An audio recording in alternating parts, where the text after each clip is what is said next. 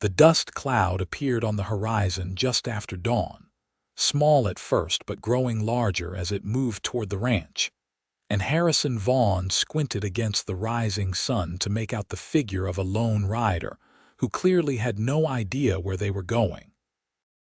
He set down his coffee cup on the fence post and watched as the horse and rider meandered across the valley floor, zigzagging in a way that suggested either confusion or exhaustion. Harrison had been working this stretch of land outside Manassas, Colorado, for 3 years now, ever since he'd left his family's farm in Missouri and headed west with nothing but a bedroll and determination. The year was 1883, and the territory was still wild enough that a lone rider wandering aimlessly could mean trouble or simply someone who'd lost their way. As the figure drew closer, Harrison realized with some surprise that it was a woman.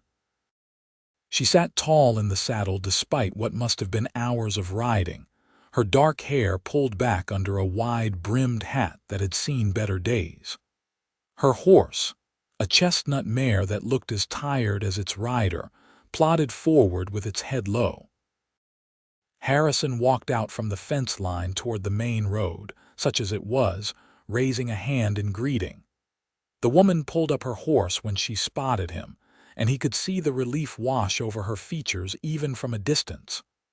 "Morning," Harrison called out, stopping a respectful distance away. "You look lost." The woman pushed back her hat, revealing a face that was striking despite the dust and obvious fatigue. Her eyes were a remarkable shade of green, and there was an intelligence in them that caught Harrison off guard. She looked to be in her early 20s, roughly his own age. "I am completely and utterly lost," she admitted, her voice carrying a hint of an Eastern accent, refined but not pretentious. "I have been riding since yesterday evening trying to find the main road to Denver, but I fear I have only succeeded in getting myself more turned around." "Denver's a good 3 days north of here," Harrison said, walking closer now. "You are outside Manassas in the San Luis Valley. How did you end up this far south?" The woman's shoulders sagged slightly. "I was traveling with a wagon train, but there was a disagreement about the route. I thought I knew better and decided to ride ahead on my own." She gave a rueful smile. "Pride, it seems, goes before quite a literal fall. I have been wandering ever since." Harrison studied her for a moment. She wore practical traveling clothes, a split riding skirt and a jacket that had once been fashionable but was now worn from the trail. Her horse's saddle was quality leather, suggesting she came from money, but there was something in her bearing that spoke of determination rather than entitlement. "Well, you are welcome to water your horse and get something to eat," Harrison offered. "My place is just over there. After that, I can point you in the right direction, or you can rest up and head out tomorrow. That mare looks like she could use a break." The woman hesitated, and Harrison could see the internal debate playing out across her face. She was clearly exhausted, but accepting help from a stranger out here was a risk, especially for a woman alone. "I assure you I mean no harm," Harrison added quietly. "My mother raised me better than that. You are safe here and you look like you could use a proper meal." Something in his tone must have convinced her because she nodded. "Thank you. My name is Eleanor Calloway, and you are right, I am absolutely exhausted." Harrison Vaughn. "Come on, let's get your horse settled." Eleanor dismounted with a slight stumble, her legs clearly stiff from hours in the saddle. Harrison resisted the urge to offer his arm, sensing she would prefer to maintain her independence. Instead, he led the way back to his small ranch, which consisted of a modest house, a barn, and a corral where half a dozen horses grazed peacefully. The property was not much to look at, but Harrison had built most of it with his own hands, and he felt a surge of pride as they approached. The house was simple but sturdy, with a covered porch that provided shade during the brutal summer afternoons. The barn was newer, the wood still pale and fresh-smelling. "I will take your horse to the barn and get her fed and watered," Harrison said. "You head on up to the house. There is a water pump on the side where you can wash up, and I will be in shortly to fix some breakfast." Eleanor looked like she wanted to argue, to insist on helping, but her exhaustion won out. "Thank you truly. I did not realize how tired I was until I stopped moving." Harrison watched her walk toward the house, noting the slight limp in her gait. He turned his attention to the mare, running his hands along her flanks and checking her hooves. The horse was tired but not injured, which was good. He removed the saddle and bridle, noting the quality of both, and led the mare to a stall where he provided fresh hay and water. By the time he made it back to the house, Eleanor was sitting on the porch steps, her face freshly washed and her hair hanging loose around her shoulders. In the morning light, with some of the dust gone, she was beautiful in a way that made Harrison's breath catch. "Feel better?" he asked, climbing the steps past her. "Immensely. Though I think I might sleep for a week if given the chance." "Well, let's start with breakfast. You must be starving." The interior of the house was sparse but clean. Harrison had never been one for decorations, and his life out here was solitary enough that he had seen no point in making it fancy. The main room served as both kitchen and living space, with a stone fireplace dominating one wall and a simple table and chairs in the center. A doorway led to his bedroom, and that was the extent of it.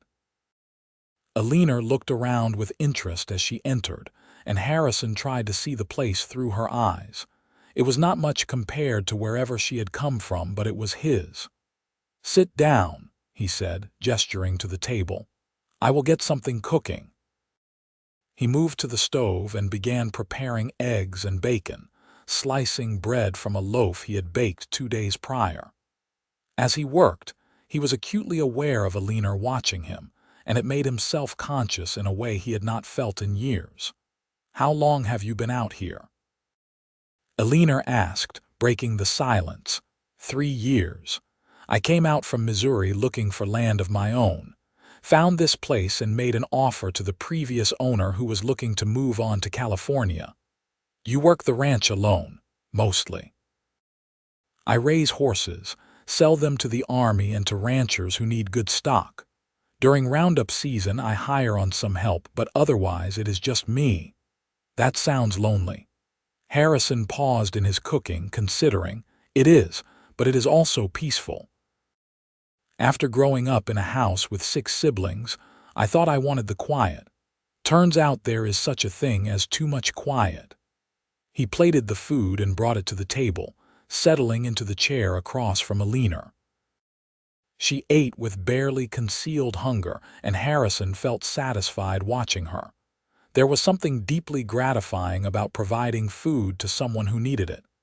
"This is delicious," Eleanor said between bites. "Thank you again." "I feel like I have said thank you a dozen times already, but I mean it." "You are welcome. So, what brings you out west? You said you were with a wagon train." Eleanor set down her fork, her expression becoming more guarded. "I was engaged to be married. To a man in Philadelphia chosen by my father. He was 45 years old and I am 23. I could not go through with it, so I left." Harrison let out a low whistle. "That must have taken courage, or foolishness. My family has disowned me. I have some money of my own, left to me by my grandmother, which is how I afforded passage west. I thought I would start over in Denver, maybe find work as a teacher or a seamstress, something respectable where I could make my own way. And instead, you ended up lost in the San Luis Valley." "Instead, I ended up lost in the San Luis Valley," she agreed, a slight smile tugging at her lips. "Though perhaps this is where I was meant to end up. I have learned in the past few weeks that life rarely goes according to plan." They finished breakfast in comfortable silence, and Harrison found himself reluctant to see her leave. There was something about Eleanor that drew him in, a combination of vulnerability and strength that he found compelling. But she had her own destination, her own dreams, and he had no right to interfere with those. "I should probably figure out where I am going," Eleanor said eventually, pushing back from the table. "You mentioned Denver was 3 days north, at a steady pace, yes. But I would not recommend you traveling alone. The trail between here and there can be dangerous. There are still bandits and worse, and a woman alone is an easy target." Eleanor's expression hardened. "I made it this far alone. You made it this far lost and exhausted. I am not trying to tell you what to do, but I am saying it would be safer to wait and join up with another wagon train or at least have a traveling companion. And I suppose you are volunteering." There was a challenge in her tone. "No, I mean I could, but I have the ranch to think about. I was merely suggesting you might want to rest here for a few days, recover your strength, and then make a plan. The horses need tending, and I could use help around the place if you want to earn your keep. No obligation, just an offer." Eleanor studied him for a long moment, those green eyes seeming to look right through him. "Why are you being so kind to me? You do not know me at all." Harrison leaned back in his chair, considering his answer. "Because I remember what it was like to show up out here with nothing and no one. A family in town took me in for a week, fed me, helped me get my bearings, said if I ever had the chance to help someone else I should pass it on. So that is what I am doing." The tension in Eleanor's shoulders eased. "All right, a few days, but I insist on helping with whatever work needs doing. I will not be a freeloader. Deal?" Over the next few days, Eleanor proved herself to be remarkably capable. She had grown up riding and knew her way around horses, which surprised Harrison given her refined background. She explained that her grandmother had insisted all her grandchildren learn practical skills, no matter their station in life, and Eleanor had always loved animals. They fell into an easy routine. Mornings were spent tending the horses, mucking stalls and checking the fences. Afternoons were for riding out to check the grazing areas and make sure none of the herd had wandered too far. Evenings were for cooking and conversation, and it was during these evening talks that Harrison felt himself falling. Eleanor was intelligent and funny, with a sharp wit that kept him on his toes. She had read extensively and could discuss everything from philosophy to politics to the novels of Charles Dickens.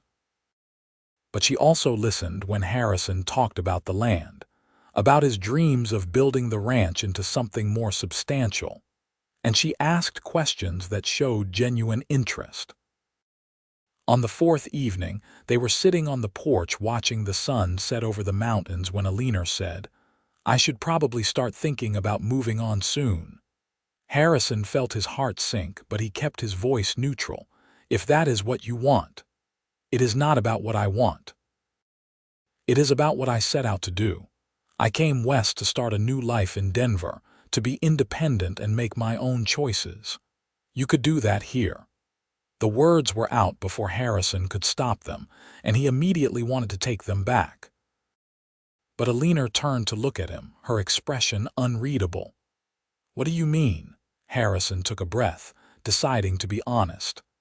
"I mean that over these past few days I have come to care about you, more than I probably should given that we have only just met. But I think about you leaving and it makes everything feel empty again. You asked me for directions home, and the truth is, home could be right here if you decided to stay." Eleanor's eyes widened, and for a moment, Harrison was certain he had made a terrible mistake. But then her expression softened and she reached out to take his hand. "Harrison, I care about you too. These past few days have been some of the happiest I can remember, but I barely know you and you barely know me. How can you be sure?" "I cannot be sure of anything," Harrison admitted. "But I know what I feel, and I know that I would rather take a chance on something real than let you walk away without saying anything. I am not asking you to marry me tomorrow. I am just asking you to consider staying, to give this a chance and see where it leads." Eleanor was quiet for a long moment, her thumb tracing circles on the back of Harrison's hand. Finally, she said, "What if I am not cut out for this life? I have never lived anywhere like this, never worked this hard or been this isolated. What if I try and fail? Then we figure it out together." "But I have watched you this week, Eleanor. You are stronger than you think. And you seem happy here, or am I imagining that?" "No, you are not imagining it. I am happy here, happier than I have been in a long time." She paused, then added, "All right, I will stay, for a while at least. Let us see where this goes." Harrison felt a rush of relief and joy so intense it almost overwhelmed him. He lifted her hand and pressed a kiss to her knuckles, and when she smiled at him, he knew he had made the right choice in speaking up. The weeks that followed were a revelation for both of them. Eleanor moved into the small house, taking the bedroom while Harrison made a pallet for himself in the main room. It was not entirely proper, but they were far enough from town that no one was likely to notice or care, and they both knew the arrangement was temporary. They worked together during the days, and Harrison taught Eleanor everything he knew about raising horses. She proved to be a quick study, with an intuitive understanding of the animals that impressed him. In the evenings, they would cook together, and Harrison discovered that Eleanor had a talent for making even simple ingredients into something special. But it was the quiet moments that Harrison treasured most. Sitting on the porch together as the stars came out, talking about their pasts and their hopes for the future. The accidental brush of hands that would linger a moment longer than necessary. The way Eleanor would laugh at his jokes, her whole face lighting up in a way that made his chest tight. One afternoon, about 6 weeks after Eleanor had arrived, they rode out together to check on a section of fence that had been damaged in a recent storm. The day was warm, the sky a brilliant blue, and Harrison felt a contentment he had never known before. "I have been thinking," Eleanor said as they rode side by side, "about Denver and my original plans." Harrison's stomach clenched, but he kept his voice steady. And I think I was running toward an idea rather than anything concrete. I told myself I wanted independence and freedom, but what I really wanted was to feel like I had control over my own life, like I was making my own choices instead of having them made for me. That makes sense. The thing is, I have that here. I am making a choice to be here, to be with you, and it feels right in a way that Denver never did. Denver was just a destination on a map. This is home. Harrison reined in his horse, and Eleanor did the same, turning to face him. "Are you saying what I think you are saying?" "I am saying I want to stay, not just for a while, but for good, if you will have me." Harrison dismounted and moved to Eleanor's side, reaching up to help her down. As her feet touched the ground, he kept his hands on her waist, looking into her eyes. "Eleanor Calloway, I would be honored to have you stay, but I want you to be sure. This is not an easy life, and there will be hard times along with the good. I know, but I would rather face hard times with you than easy times anywhere else." Harrison leaned down slowly, giving her time to pull away if she wanted. But Eleanor met him halfway, and when their lips touched, it felt like everything in his world had finally aligned. The kiss was gentle at first, tentative, but it deepened as Eleanor's arms came up around his neck and his hands tightened on her waist. When they finally pulled apart, both slightly breathless, Harrison rested his forehead against hers. "I love you. I know it is fast, but I do. I love you too." "And you are right. It is fast, but it also feels like the most natural thing in the world." They stood there for a long moment, just holding each other, before Eleanor pulled back with a practical expression. "We should probably fix that fence before we get too distracted." Harrison laughed. "Ever practical. One of us has to be." They worked together repairing the fence, but there was a new ease between them now, an openness that had not been there before. When they rode back to the ranch that evening, Harrison reached over and took Eleanor's hand, and they rode the last mile like that, fingers intertwined. That night, Harrison made up his palette as usual, but Eleanor stopped him. "This is silly. The bed is plenty big enough for both of us, and we are both adults who have already declared our feelings. I'm not suggesting anything improper, but there is no reason we cannot share the space." Harrison felt his face heat. "Are you sure?" "I trust you, Harrison, and I trust myself. Come on." They lay side by side in the darkness, carefully maintaining a respectful distance. But Harrison could hear Eleanor's breathing and feel the warmth of her beside him, and it was both torture and bliss. He must have drifted off eventually, because he woke to find Eleanor curled against his side, her head on his shoulder and one arm draped across his chest. He lay very still, not wanting to disturb her, and watched the first light of dawn creep through the window. When Eleanor woke, she stiffened for a moment, clearly realizing where she was, but then she relaxed. "Sorry, I apparently migrated during the night. I did not mind." She tilted her head to look up at him. "No, no." Harrison reached up to brush a strand of hair from her face. "Eleanor, I know we have not known each other long, but I want to marry you.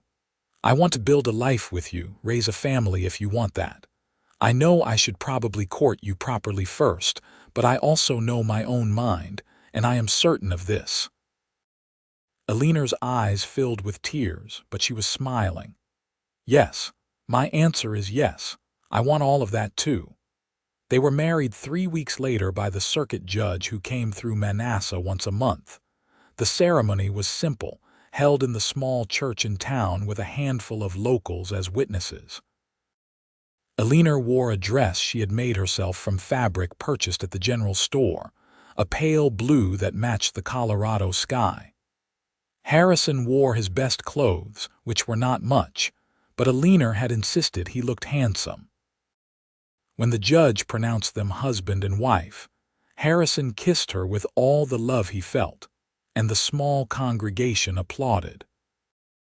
Afterward, there was a celebration at the boarding house, with food and dancing and well wishes from people who barely knew them but were happy for any excuse for a party.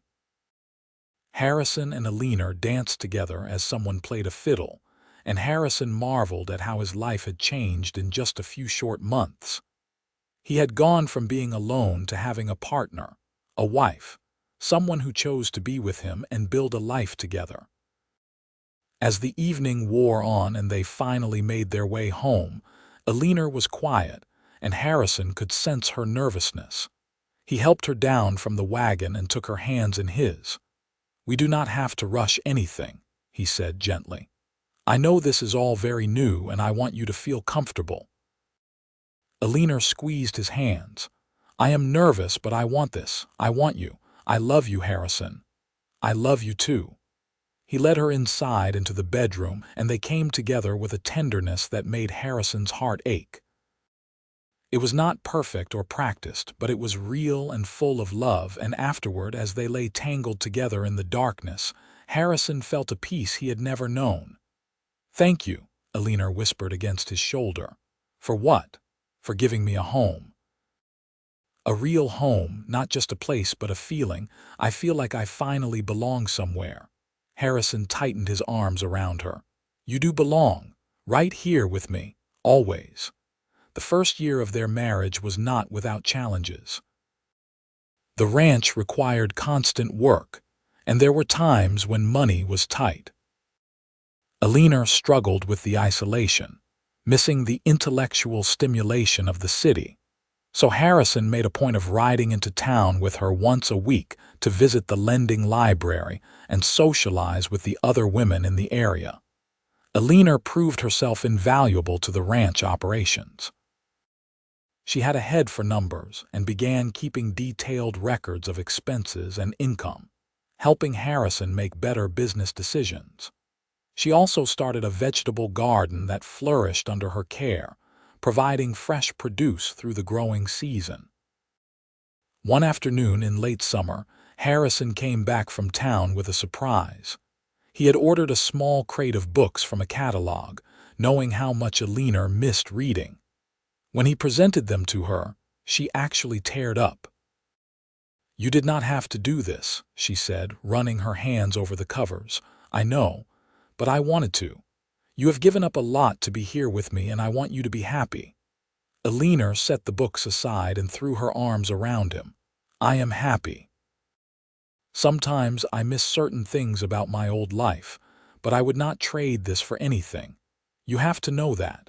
I do. But that does not mean I cannot try to make things a little easier." That winter was harsh, with heavy snows that kept them housebound for days at a time.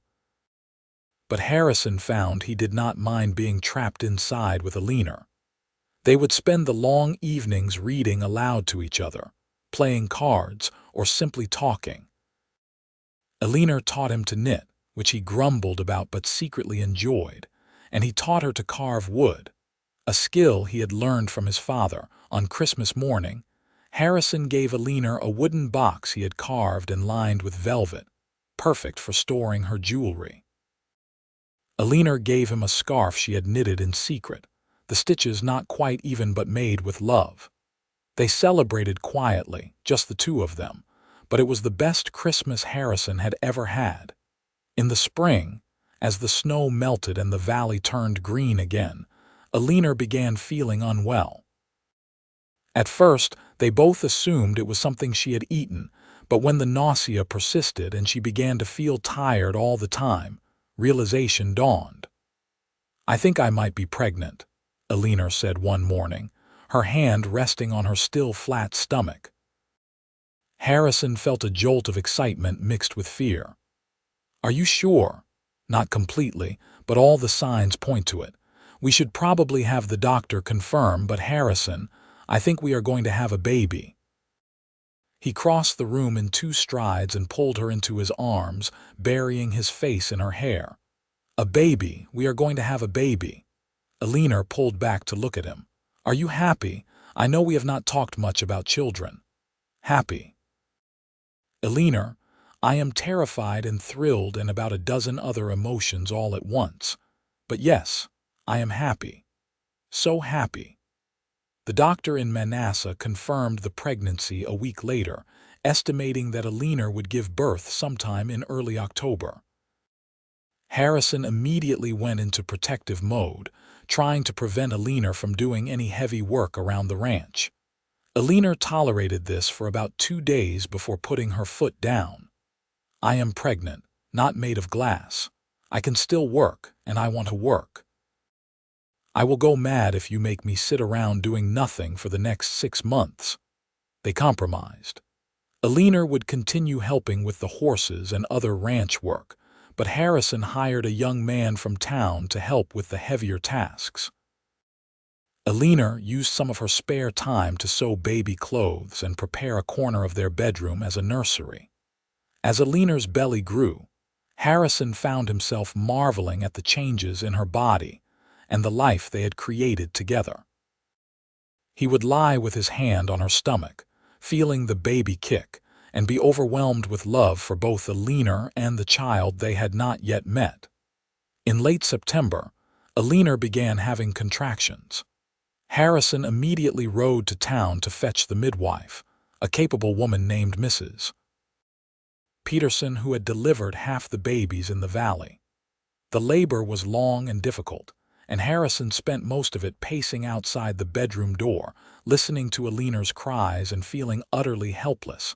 Finally, just as dawn was breaking, he heard a new sound, the cry of a baby. Mrs. Peterson emerged a few minutes later, her face tired but smiling. "You have a son, Mr. Vaughn, a healthy boy with a strong set of lungs. Your wife did wonderfully." Harrison barely heard the last part. He rushed into the bedroom to find Eleanor propped up against the pillows, sweaty and exhausted but radiant, holding a tiny bundle wrapped in a blanket. She looked up as he entered, and her smile took his breath away. "Come meet your son," she said softly. Harrison approached slowly, almost reverently, and looked down at the baby in Eleanor's arms. The infant had a shock of dark hair and a red, wrinkled face, and he was the most beautiful thing Harrison had ever seen. "Can I hold him?" Harrison asked, his voice rough with emotion.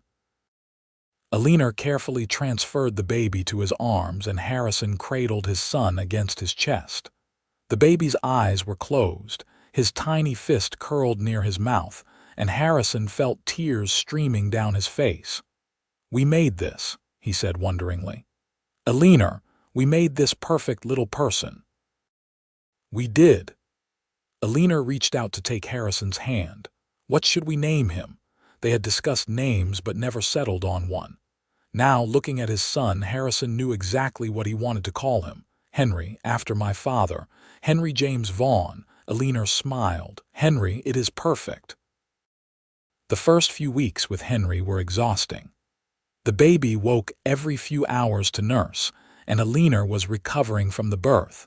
So Harrison took over most of the household chores and ranch work. He was running on very little sleep, but every time he looked at his son or his wife, the exhaustion seemed worth it. Slowly, they found their rhythm as a family. Henry began sleeping for longer stretches, and Eleanor regained her strength.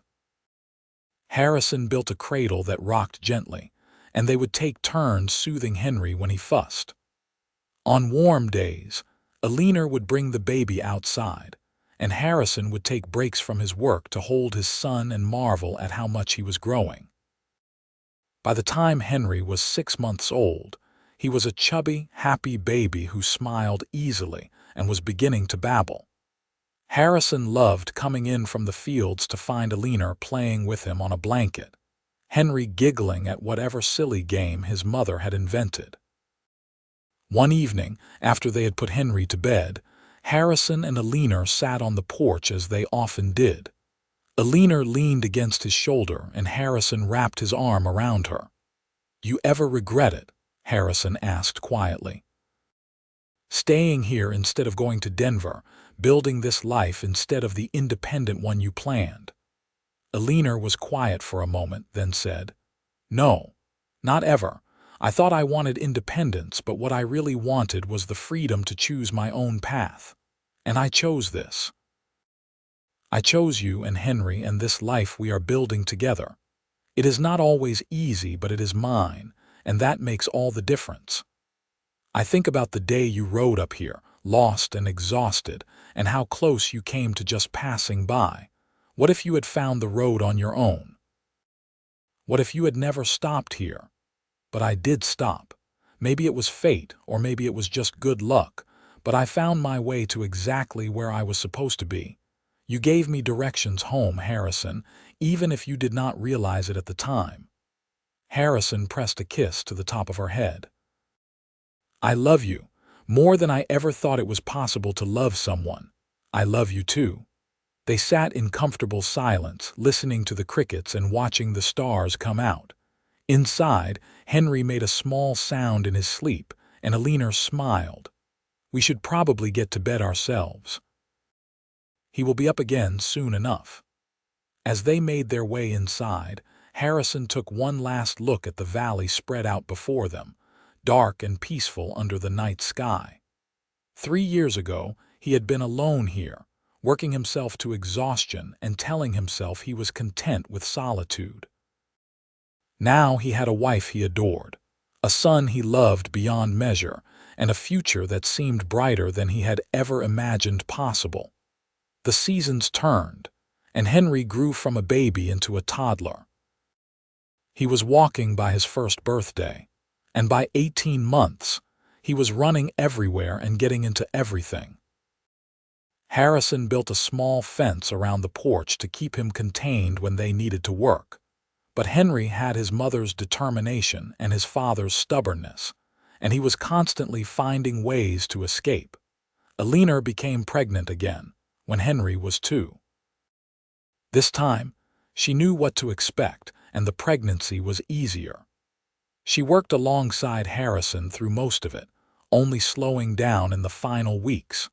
Their daughter was born on a warm summer evening in 1887, arriving so quickly that they barely had time to send for the midwife.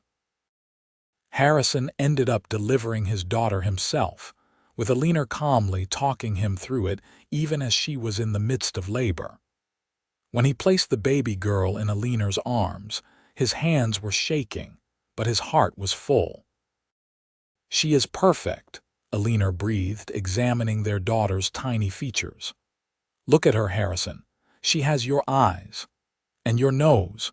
What should we name her?" They had prepared a list this time, and Eleanor considered the options while their daughter nursed for the first time. "Finally," she said, "Margaret. We can call her Maggie." "Margaret Eleanor Vaughn, I like it." Henry was fascinated by his baby sister, wanting to help with everything. Harrison and Eleanor took turns supervising him while he gently patted Maggie's head or brought her toys he thought she might like, even though she was far too young to play with them. The ranch continued to prosper. Harrison had built a reputation for breeding quality horses, and he had steady customers among the ranchers and military outfits in the region. Money was still tight at times, but they were comfortable, and Harrison had been able to make improvements to the house and barn. When Maggie was a year old, Eleanor surprised Harrison by announcing she wanted to start a breeding program for cattle as well as horses. She had been studying agricultural journals from the lending library and was convinced there was money to be made in raising quality beef cattle for the eastern markets. "It is a big investment," Harrison said cautiously. "We would need to buy foundation stock, expand our grazing land, maybe hire more help." "I know, but I have been running the numbers and I think we can do it. We have savings and the horse business is stable enough to support us while we build the cattle herd. What do you think?" Harrison studied the figures Eleanor had laid out, impressed as always by her business acumen. "I think you might be onto something. Let us do it." They purchased 20 head of quality cattle from a rancher in New Mexico, along with a good bull. Eleanor threw herself into learning everything she could about cattle ranching, corresponding with breeders across the West, and implementing new techniques she read about. The work was harder with 2 young children and an expanded operation, but they managed. Harrison hired 2 ranch hands to help with the daily work, and Eleanor's cattle program began to show promise. Within 3 years, they had built the herd to over 100 head, and buyers were starting to take notice of the quality animals they were producing. Life was full and busy, with little time for rest, but Harrison would not have changed a thing. He loved coming in at the end of a long day to find Eleanor in the kitchen with Maggie on her hip while Henry set the table, the smell of dinner cooking and the sound of laughter filling the house. These were the moments he lived for, the ordinary domestic scenes that were anything but ordinary to him. When Henry was 7 and Maggie was 5, they enrolled the children in the small school in Manassas. Eleanor had been teaching them at home, but they both agreed the children would benefit from being around other kids their age.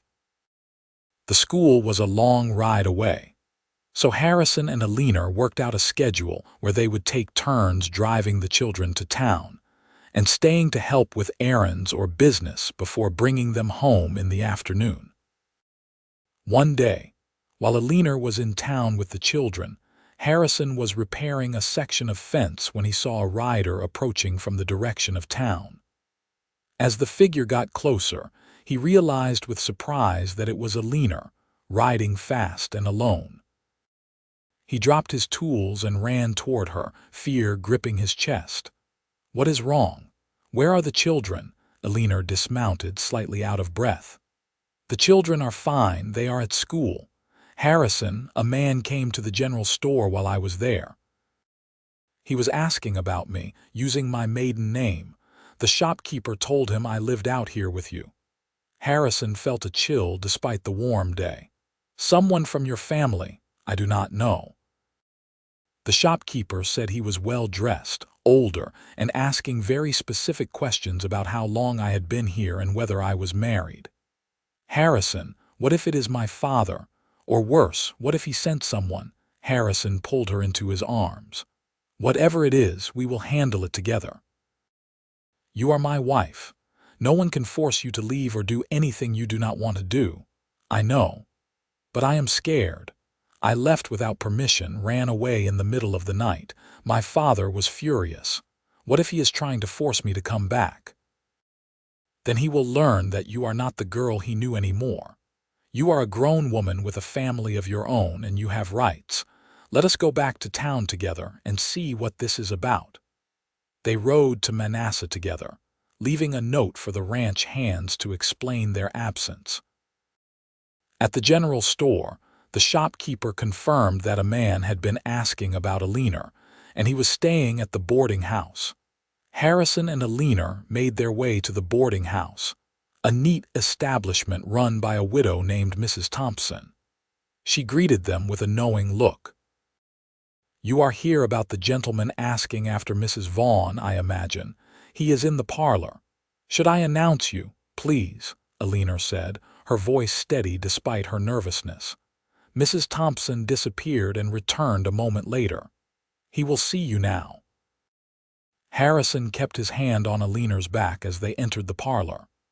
The man waiting for them was indeed older, probably in his 60s, with silver hair and an expensive suit that looked out of place in the rustic boarding house. He stood when they entered, his eyes fixed on Eleanor. "Eleanor," he said, his voice thick with emotion. "It really is you." Eleanor stiffened. "Uncle Robert, what are you doing here?" "Looking for you, my dear. Your family has been searching for 3 years." "My family disowned me when I ran away," Eleanor said coldly. "I would think they would have given up by now." Robert shook his head. "Your father was angry, but he never stopped looking. He hired investigators, sent inquiries all over the country. It was only by chance that I heard about a woman matching your description living near Manassas, and I came to see for myself." He paused, looking at Harrison. "And you must be the husband, Harrison Vaughn. And yes, Eleanor is my wife. We have 2 children together and a life here." Robert studied Harrison for a moment, then turned back to Eleanor. "Your father is dying, Eleanor. He has maybe 6 months left, and he is desperate to see you one last time. That is why I came, to ask you to come home, even if just for a visit." Eleanor's face went pale. "He is dying, cancer. The doctors have tried everything, but there is nothing more to be done. He wants to make amends before he goes. He knows he was wrong to try to force you into that marriage, and he wants to tell you so himself." Eleanor looked at Harrison, her eyes pleading for guidance. Harrison took her hand and squeezed it gently. "It is your choice," he said quietly. "Whatever you decide, I will support you." Eleanor took a shaky breath. "I need time to think about it. This is a lot to take in." "Of course," Robert said. "I am staying here at the boarding house. Take all the time you need. But Eleanor, please consider it. He is your father, and he truly does regret what happened." They left the boarding house and collected Henry and Maggie from school, both children chattering about their day. Eleanor was quiet on the ride home, and Harrison could see her mind working through the problem. That evening, after the children were in bed, they sat on the porch and talked it through. "Part of me wants to refuse, to tell him it is too late for apologies," Eleanor admitted. "But another part of me knows I would regret it if I did not go. He is my father, and despite everything, I do love him." "Then we will go to Philadelphia," Harrison said simply. Harrison, you cannot leave the ranch for that long. The trip would take weeks. The ranch will be fine. The hands can manage, and this is more important. You should not have to face your family alone, and the children should meet their grandfather before it is too late." Eleanor's eyes filled with tears. "Are you sure?" "I am sure. We are a family, and we do this together." 2 weeks later, They boarded a train heading east. It was Harrison's first time on a train, and he spent much of the journey marveling at the speed and the changing landscape outside the windows. Henry and Maggie were equally excited, pressing their noses to the glass and pointing out every cow and house they passed. Philadelphia was overwhelming after years of living in rural Colorado.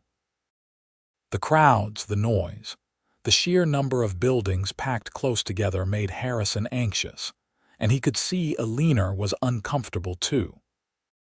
But they made their way to her family's home, a massive townhouse in a wealthy neighborhood that made Harrison acutely aware of his worn clothes and calloused hands. A butler answered the door and showed them into a formal parlor. Eleanor was gripping Harrison's hand so tightly it hurt, but he did not complain. This was her moment, and he was here to support her. Robert appeared first, looking relieved to see them.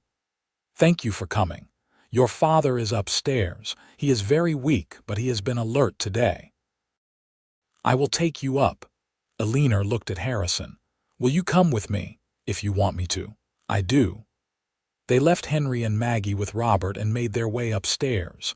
The bedroom was dark, the curtains drawn, and it took a moment for Harrison's eyes to adjust. In the bed lay a man who looked decades older than his years, gaunt and pale, but his eyes brightened when he saw Eleanor. "My girl," he whispered. "You came." Eleanor approached slowly, Harrison a step behind. "Hello, father." "I am so sorry, Eleanor. I was wrong to try to control your life, to force you into a marriage you did not want. I thought I was doing what was best, but I see now that I was only thinking of myself, of maintaining our social standing. Can you forgive me?" Eleanor was crying now, tears streaming down her face. "I forgave you a long time ago. I was angry for a while, but then I built a life I love, and I realized that if you had not tried to force me into that marriage, I never would have left. I never would have found Harrison or had my children. So in a way, your mistake led me to my happiness." Her father reached out a trembling hand, and Eleanor took it. "Tell me about your life, your husband, your children. I want to know everything." They sat with him for over an hour, Eleanor telling him about the ranch and their life in Colorado. Harrison added details here and there, and her father listened with an intensity that suggested he was memorizing every word. Finally, exhausted, he closed his eyes. "Bring the children tomorrow," he said softly. "I want to meet my grandchildren before I go." They returned the next day with Henry and Maggie. The children were initially shy around this strange grandfather, but he produced peppermints from his nightstand and asked them questions about their lives in a way that soon had them chattering freely. Harrison watched Eleanor watching her father with her children, and he saw the healing happening in real time. They stayed in Philadelphia for 2 weeks, visiting every day. Eleanor reconnected with other family members, introducing them to Harrison and the children. There were still tensions, still disapproving looks at Harrison's rough edges, but Eleanor did not care. She had her own family now, and she was proud of them. Her father died peacefully one morning with Eleanor holding his hand. At the funeral, Eleanor cried, but there was also a sense of peace about her. She had made things right, had said what needed to be said, and had allowed her children to know their grandfather, even if only briefly. The trip back to Colorado felt like going home in the truest sense. As the train carried them west and the landscape opened up, Harrison saw Eleanor relax. When they finally arrived back at the ranch and saw the familiar mountains and the house they had built together, Harrison felt a profound sense of gratitude. "I am glad we went," Eleanor said that night as they lay in bed, "but I am even more glad to be home, me too." "Harrison, do you know what the best thing about home is?" "What?" "It is not a place. It is you.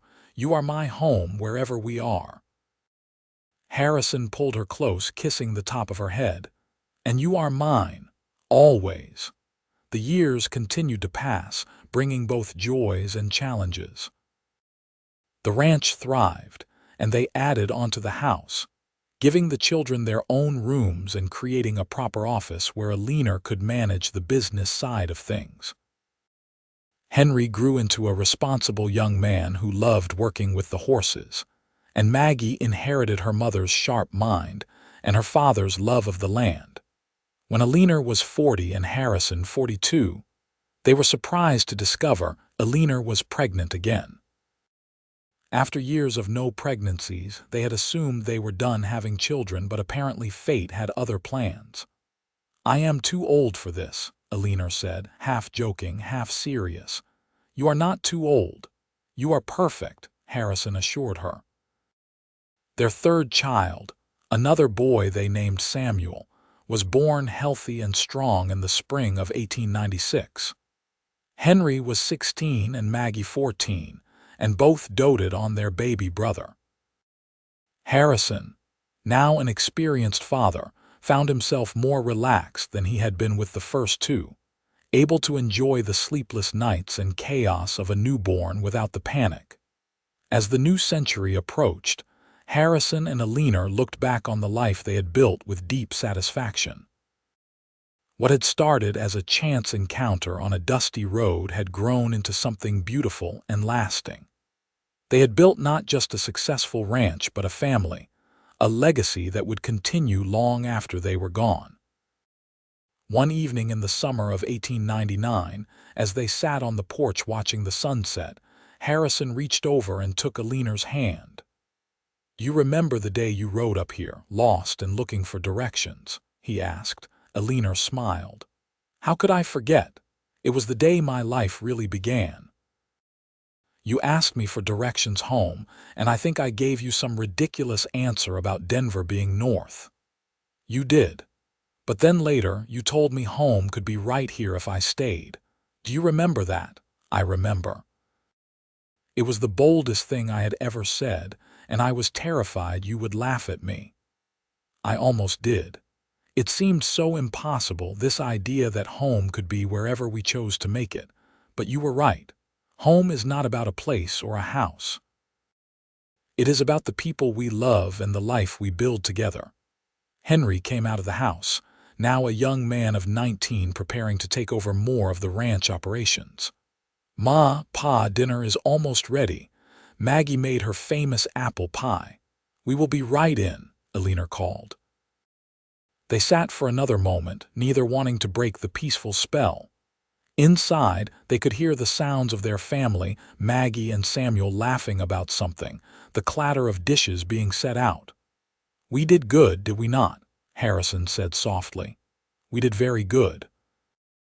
They rose and walked inside together, hand in hand as they had been for 17 years.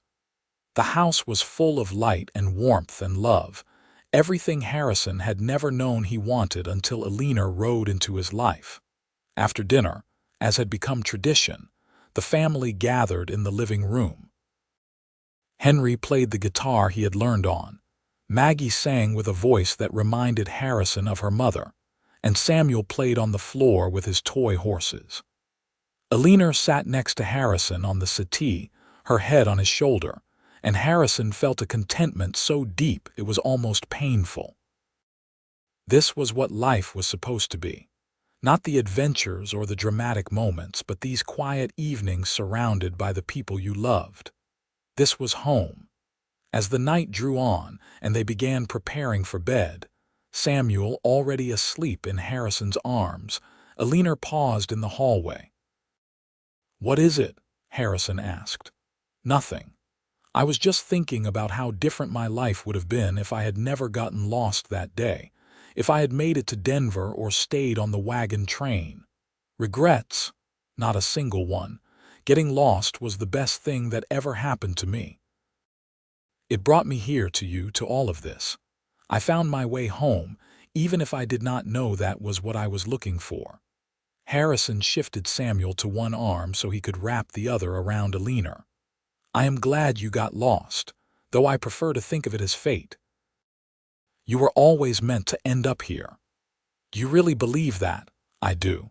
Some things are just meant to be. They tucked Samuel into his bed, checked on Henry and Maggie, who were already in their rooms, and made their way to their own bedroom. As they settled into bed, Harrison pulled Eleanor close, just as he did every night. "I love you," he said, the words as true as they had been the first time he spoke them. "I love you too. Thank you for giving me a home. Thank you for staying." The next morning dawned clear and bright, promising a beautiful day. Harrison woke early as always and slipped out of bed without waking Eleanor.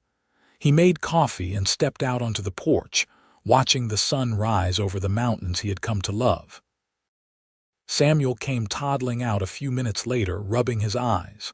Harrison scooped him up and settled him on his lap, and together they watched the day begin. "Papa, tell me story," Samuel demanded in his 3-year-old way. "What kind of story? How you and Mama met?" Harrison smiled. It was a story he never tired of telling. "Well, one morning a long time ago, I was standing right here having my coffee when I saw a rider coming across the valley. Your mama was lost, looking for directions to Denver. She rode up here tired and dusty and more beautiful than anyone I had ever seen. And then what? And then I offered her breakfast and a place to rest. She stayed for a few days and I fell in love with her. When it was time for her to leave, I got up the courage to ask her to stay instead. And she said yes. Eventually, yes. She stayed and we got married, and then we had your brother Henry and then your sister Maggie and then finally you. That is a good story. It is the best story. It is our family's story." Eleanor emerged from the house a few minutes later, still in her nightgown with a shawl wrapped around her shoulders. She came and sat next to Harrison, leaning against him while Samuel continued chattering about something only he fully understood. "Another beautiful morning," Eleanor observed. "They all are when I am with you," she laughed. "Still a romantic after all these years. Always." As the sun climbed higher and the rest of the family began to stir, Harrison felt that familiar sense of gratitude wash over him. He had been so lonely before Eleanor, working his ranch and telling himself it was enough. But it had not been enough, not really. He had been incomplete, waiting for something he did not even know he needed. And then she had arrived, lost and looking for directions, and he had found the courage to offer her not just a path forward but a place to stay. A home. That decision, made on a whim in the space of a few minutes, had changed everything. It had given him a wife, children, a family, and a future he never could have imagined for himself. Looking back now, Harrison could see how every moment had led to this one. Every choice, every chance encounter, every fork in the road had brought them here. It had not always been easy. There had been hard times, lean years, moments of doubt and fear, but they had faced it all together, and that had made all the difference. "What are you thinking about?" Eleanor asked, noticing his contemplative expression. "Just how lucky I am, how lucky we are, not luck, love. We chose this, chose each other every single day. You are right, and I would choose you 1,000 times over." "Only 1,000, Eleanor teased, 1,000,000 then, however many times it takes." Henry and Maggie joined them on the porch, and soon the whole family was gathered, talking and laughing as they planned the day ahead. There was work to be done, as there always was on a ranch, but there was also joy in the work, satisfaction in building something together. As the years continued to roll by, Harrison and Eleanor watched their children grow into adults. Henry took over most of the ranch operations, allowing Harrison to slow down a bit. Maggie went away to college, something that would have been unthinkable for Eleanor at that age, and came back with a degree in agriculture and modern ideas about ranching that she immediately began implementing. Samuel grew into a bright, curious boy who loved both the horses and the cattle equally. He had his mother's head for business and his father's gentle way with animals, and Harrison knew the ranch would be in good hands when his time came to step back completely. In 1905, Henry married a local girl named Sarah, and they had a small wedding on the ranch that reminded Harrison and Eleanor of their own simple ceremony years before. When Sarah gave birth to a daughter the following year, making Harrison and Eleanor grandparents for the first time, they both cried with joy. "We have come full circle," Eleanor said, holding her granddaughter for the first time. "From just the two of us to this whole beautiful family." Harrison watched her with the baby, marveling at how she had hardly changed in the 22 years since she had ridden onto his property. Oh, there were some gray hairs now and lines around her eyes, but she was still the most beautiful woman he had ever seen. Maggie married a few years later, choosing a professor she had met at college. They split their time between Denver and the ranch, and Maggie began teaching at the agricultural college while still helping manage the family business. Samuel, when he was 18, announced his intention to expand the cattle operation and breed champion stock. Harrison and Eleanor gave him their blessing and the resources to pursue his dream, proud of his ambition and work ethic. As Harrison entered his 60s, he finally began to slow down. His joints ached more and he tired more easily, but he was content. He and Eleanor would sit on the porch in the evenings, watching the sun set over the same valley where they had met, and talk about everything and nothing. "Do you ever wonder what happened to that woman you could have been?" Harrison asked one evening. The one who made it to Denver and became independent. Eleanor considered the question seriously. "Sometimes, but I think that woman would have been lonely. She would have achieved things, certainly, but she would have done it alone. This version of me, the one who stayed with you, she achieved things too. We built this ranch together, raised amazing children, created a legacy, and I did it all with you by my side. I know which version I prefer. I am glad you stayed. Every single day I am grateful you stayed. I am glad you asked me to. I almost left, you know. That first week I almost rode out a dozen times, but something kept pulling me back, some sense that this was where I belonged, home. Yes, home." In the summer of 1912, Harrison suffered a heart attack while working in the barn. Henry found him and got him to the house, and the doctor was called. Harrison survived, but the doctor was clear. He needed to take it easy or the next one would kill him. For a man who had worked hard his entire life, slowing down was torture. But Eleanor was there, firm and loving, making sure he followed the doctor's orders. She set up a chair on the porch where Harrison could watch the ranch operations without participating, and she brought him endless cups of coffee and books to read. "I feel useless," Harrison complained one day. "You are not useless. You built all of this. You raised children who are now running it beautifully. You have earned the right to rest." "I do not want to rest. I want to work." "Then work on staying alive for me. That is your job now." Harrison grumbled, but he obeyed. And slowly, he found a new rhythm. He could still ride out occasionally to check on things, and he spent time with his grandchildren, teaching them the things his father had taught him. He carved toys for them and told them stories, and he realized this was a different kind of work, but no less important. In 1915, Europe descended into war, but it felt far away from their ranch in Colorado. Still, they felt the effects as prices rose and some of the young men from the area enlisted. Harrison was grateful his sons were either too old or too young, though he felt guilty about that gratitude. As Harrison approached 70, he knew his time was growing short. His heart had given him several more scares, and he was slowing down in ways that could not be ignored. But he was at peace. He had lived a good life, a full life, and he had no regrets. One evening in late summer, as he and Eleanor sat on the porch watching yet another sunset, Harrison took her hand.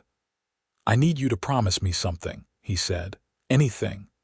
When I am gone, I want you to keep living. Do not shut yourself away or stop enjoying life. You have so much to offer, so much to give. Harrison, do not talk like that. We have to talk about it sometime. I am 71 years old and my heart is giving out. I am not afraid of dying, Eleanor. I have had more happiness than most people get in 10 lifetimes. But I need to know you will be all right. Eleanor was crying now, tears streaming down her face. I do not know how to be without you. You have been my whole world for over 30 years, and you will always have me, even when I am gone. I will be in every sunset, every memory, every lesson we taught our children. I am not really leaving, Eleanor. I am just changing form. She leaned her head on his shoulder, and they sat in silence as the sun dipped below the mountains. Harrison felt a profound peace settle over him. Whatever came next, he was ready. Harrison lived another 3 years, dying peacefully in his sleep in the autumn of 1918 at the age of 74. Eleanor was beside him, as she had been for 35 years of marriage. The funeral was held on the ranch, with people coming from all over the valley to pay their respects. Harrison had been a respected member of the community, known for his fairness and his kindness. But more than that, he had been a good man who loved his family and lived his values. Eleanor grieved deeply, but she also remembered her promise. She continued to help run the ranch, to be involved with her children and grandchildren's lives, to find joy where she could. It was not the same without Harrison, and she missed him every day, but she kept going. She lived another 12 years, dying in 1930 at the age of 73. In those years, she saw the ranch continue to grow and prosper. She saw more grandchildren born and even a few great-grandchildren. She wrote her memoirs, the story of a woman who got lost on her way to Denver and found home instead, and her grandchildren treasured it on her deathbed. Surrounded by her family, Eleanor's last words were clear. "I am coming home, Harrison. Wait for me." And in the hearts of everyone who knew them, there was no doubt that he would be there waiting, ready to take her hand and walk into whatever came next together, just as they had walked through life. The ranch stayed in the family for generations, a testament to what Harrison and Eleanor had built together. Their great-great-grandchildren still worked the land, still told the story of how their ancestors met, a tale of chance and choice and love that transcended time. Because in the end, that was what mattered. Not the land or the money or the success, but the love they had shared and the family they had created. Harrison had offered Eleanor a home and she had accepted, and together they had built something that would last long after they were gone. It was a simple story, really. A lonely cowboy and a lost traveler who found each other at exactly the right moment. But it was also an extraordinary story, proof that home is not a place but a person, and that love can bloom in the most unlikely circumstances. The ranch still stands today, a working operation run by the 6th generation of Vaughns. The original house has been expanded and modernized, but the porch where Harrison and Eleanor spent so many evenings remains, carefully preserved. Visitors to the ranch often comment on the sense of peace that pervades the place, as if the love that founded it still lingers in the air. In the family cemetery on a hill overlooking the valley, 2 headstones sit side by side. Harrison Vaughn and Eleanor Vaughn, beloved husband and wife, father and mother, grandfather and grandmother. The dates tell only part of their story. The real story lives on in the family they created, the land they nurtured, and the love that brought them together and sustained them through everything life threw at them. It was not a story of grand adventures or dramatic rescues. It was a story of daily choices, of showing up for each other, of building a life one day at a time. It was the story of a traveler who asked for directions home, and a lonely cowboy who realized home was not a destination but a decision. And in the end, it was a story with a happy ending, the kind that does not come from fairy tales but from hard work, commitment, and the courage to say yes when love calls. They lived fully, loved deeply, and left behind a legacy that would endure for generations. That is all anyone can hope for, really. To love and be loved, to build something meaningful, to leave the world a little better than you found it.